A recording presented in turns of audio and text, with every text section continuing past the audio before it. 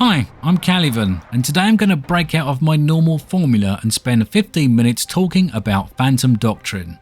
This isn't a review, a recap, or a fond look back at a game from decades past. It's not a love letter, but nor is it hate mail.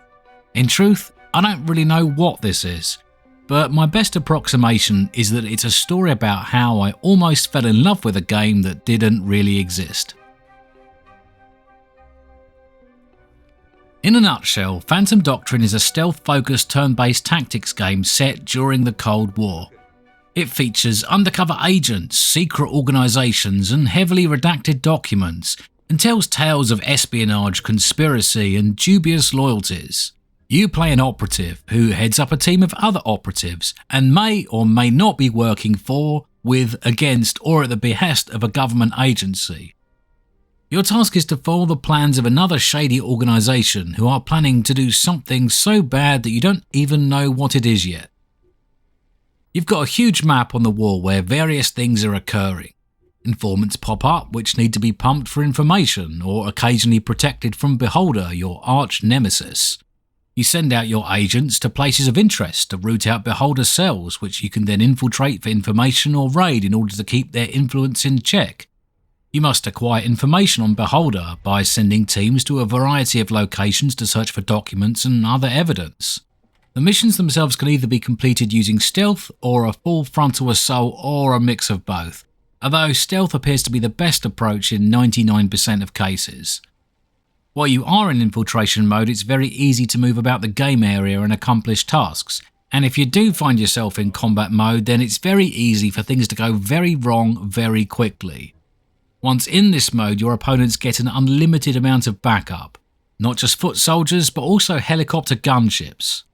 Combat is designed to be quick and decisive, with success and evacuation all taking place within a few turns of when the bullets start to fly.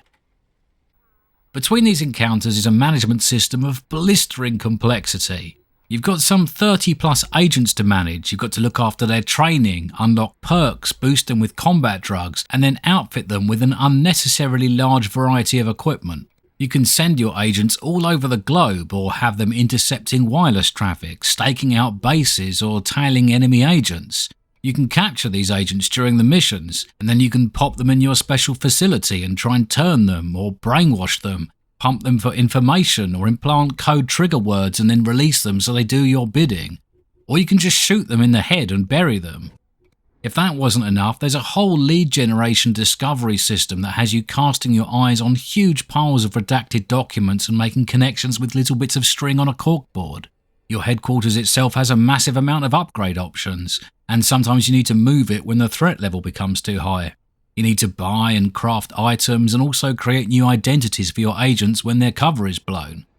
All of this costs money, so you'll need to employ agents to start printing that too. I'm not exaggerating when I say that you spend more time between missions than in them, and it's the kind of system that makes XCOM's Long War mod look like a brief interlude. When I first noticed Phantom Doctrine, I was enthralled. I love spy stories and espionage thrillers, and it sounded like exactly the sort of game that I wanted to play. You can imagine my joy when it arrived in the sale one day and I picked it up at a bargain price. So I got stuck in. The tutorial featured a bit of stealth and a bit of fighting. It didn't really explain the mechanics very well, but I grasped the basics and then made my first foray into the campaign. Initially, I was very confused. And though I was starting to enjoy it, I found the level of complexity to be quite overwhelming. I was frequently tasked to do things that I barely understood, and I left a lot of the functionality untouched as I wasn't really sure what it did or how important it was. Nevertheless, I found the whole process intriguing and started to pick my way very carefully through the missions. I snuck about, I took my time, and I picked up all of the intel and looted everything I could, as well as completed my primary and secondary objectives. Occasionally things went wrong and I ended up in a little bit of a firefight, but I was always able to extract my team, and as I had plenty of agents, it didn't matter if a few of them were in the medical bay for a few days. As the plot started to unfold, I became more and more interested, and I was eagerly reading through all of the documents and trying to piece together exactly what was going on. I found the case file system to be utterly fascinating. You're frequently required to scan through heavily redacted documents and identify names, code names, and locations. When you find one, you click on it, and it marks it as an item of interest, and then you can use that to draw connections between different documents, photos, and other pieces of intel. As I was forced to scan these documents for important phrases, that meant I was actually reading through all of the information instead of just ignoring it. I was thoroughly impressed by this system, as I'm the kind of person that skips a lot of boring dialogue in the roleplay games I play, and the addition of some interactable elements appeared to be a completely unique system that was incredibly well suited for this sort of game. It gave me the impression that through careful study, I might learn things that allowed me to make better choices later in the game. That made me feel smart, and who doesn't like to feel smart? By the time I was a few chapters in, I started to understand the combat and training system. The higher level an agent reached, the more training I could apply, and that training didn't just provide extra abilities, but more importantly, proficiency in higher classes of weapon. This was vital, as unless your agent has the requisite proficiency with a weapon, they cannot equip modifications, and these modifications make a huge difference. Not just in terms of damage, but mainly with the addition of silencers or subsonic ammo. Using these tools allowed me to eliminate particularly troublesome opponents without breaking out of the stealth-based infiltration mode and entering full combat. It's one of those slightly frustrating games where the stealth side is a Boolean on or off mechanic. Your agents can be in one of three states. They can be disguised, where they can move around at will, and will only raise the alarm if they do something in front of a camera or an opponent. Standard, where they will only cause the alarm to be raised if they're spotted trespassing in a restricted area, or openly hostile, where the alarm will be raised if anyone spots them at all. This last one's a lot rarer, as you're only considered to be in that state if you approach the mission zone wearing a heavy set of full body armor. If one of your agents is spotted transgressing, then the entire stealth part of the mission immediately ends. This means that if one of your enemies clocks one of your agents trespassing, then suddenly the entire opposition force is able to see through all of your disguises and will immediately start calling for backup and shooting at you. To be frank, this is a pretty bad implementation of the whole stealth thing and caused me some frustration, but it didn't matter too much as I soon found a way around it.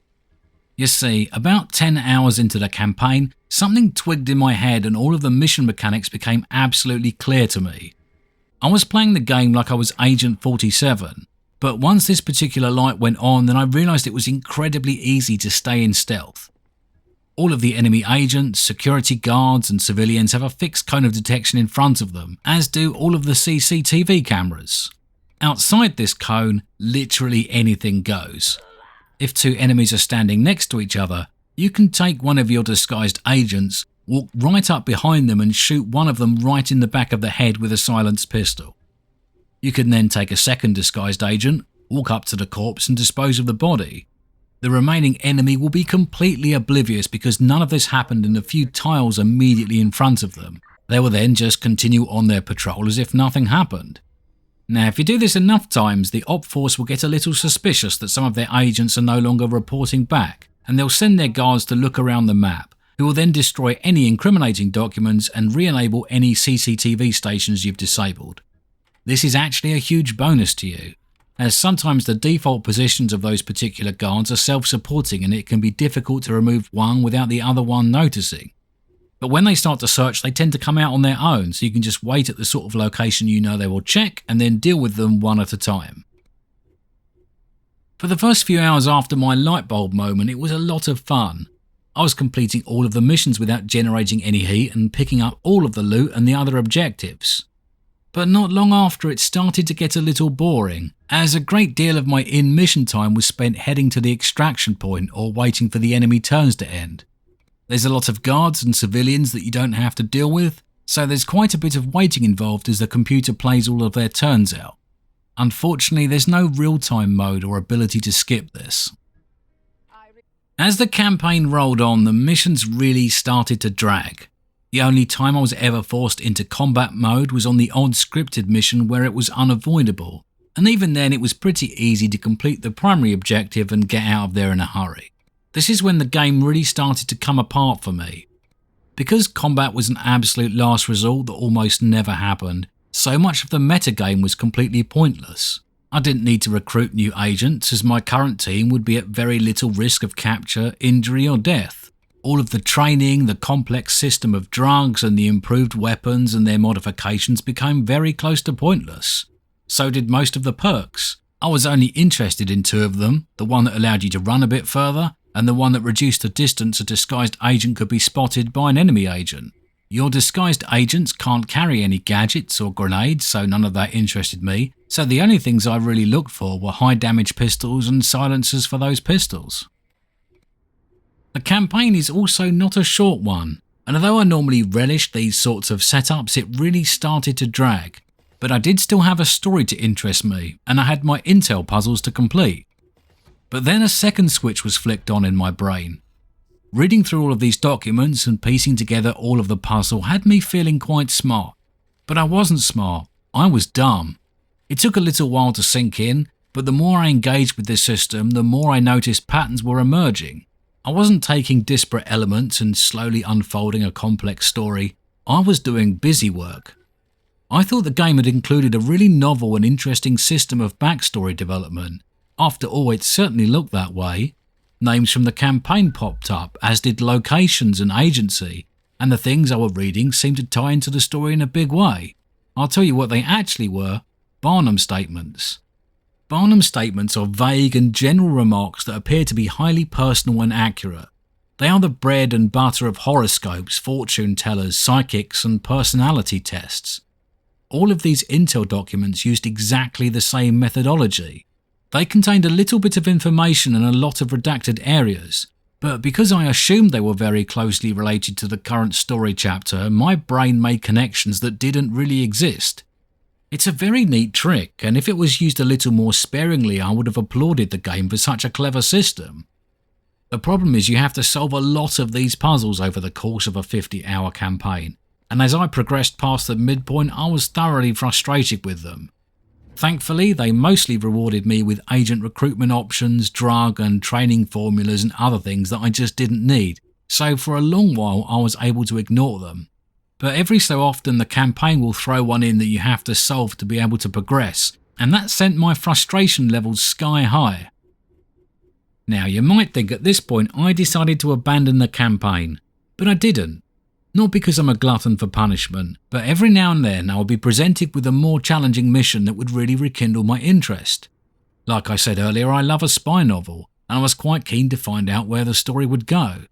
But my primary driving factor was that the game had me thoroughly perplexed. I was sure that I was missing something. Perhaps I was playing it all wrong and that I had a misunderstanding of the key principles of the game. I started to ask myself if the problem was with the difficulty setting. Perhaps I should have started on the hardest. Maybe that would force me to play the game in an entirely different way, and the many mechanics and options that were now not much more than window dressing would have had a far greater relevance. But then I cast the thought aside. The core mechanics would be very much the same, and I think the hard difficulty setting would have probably resulted in a far more grueling experience, which would lead to a swift exit to desktop rather than a massive increase in enjoyment.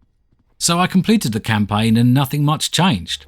I didn't feel a sense of satisfaction, but instead I was hit with a great wave of relief and closure. I wasn't playing the game wrong, but instead I was playing the wrong game. I think that's the key reason why I had such an odd experience of Phantom Doctrine. It really looked like the game I wanted to play. It really felt like exactly the sort of experience that I wanted to have. And for my first 10 or 20 hours, I was really enjoying myself because I wasn't playing the game as presented. I was playing an entirely different game that existed only in my head. I don't look at Phantom Doctrine as a bad game. Instead, I see it as the most amazing technical prototype that I've ever played. It has so many great ideas that really fueled my imagination, and if a studio was to take the lessons learned from it, then I think they could really create something very special indeed. They would need to really build out the covert nature of the missions and trim the combat side back to the bare bones. All of the training, boosters, equipment and other elements that you can manage outside of the missions should be there to reinforce the stealth side of things rather than the combat side. The case file system should be supportive of the story, and the information you learn and the connections you make should allow you to make smart choices that influence gameplay. Furthermore, there are a lot of other minor improvements that one could make to reduce the tedious nature of exfiltration if all the threats have been eliminated. That's the game that I want to play, and for a while that was the game I thought I was playing. I don't blame myself, and I don't blame Phantom Doctrine. It is what it is. What it has shown me is that there's a great game that I want to play that currently does not exist, and that thought leaves me a little excited, as one day it might.